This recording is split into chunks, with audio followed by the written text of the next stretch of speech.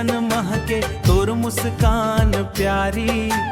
देखत देखत खो जाथो मोर सपना के रानी रानी। तोर संग चलना चाहत हो जीवन के हर राह मन।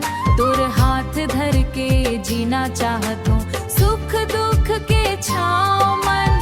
तोर माया के जादू रानी मोला बांध ले रे। तोर नैना के नशा मोला पागल कर दे रे। तोर माया के नशा मोला बांध ले रे। तोर नैना के नशा मोला पागल कर दे रे। चंदा घलो फीका लागे तोर रूप के आगे। तोर बिना मोर जियरा रानी काबर रोए जागे।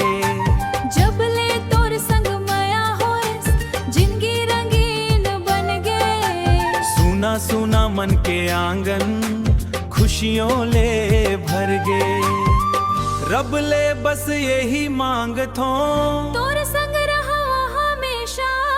माया के ये डोर हमर टूटे नहीं कभुए माँ। तोर माया के जादू रानी मोला बांध ले रे।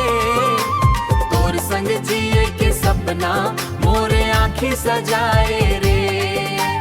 जन्म जन्म तक रानी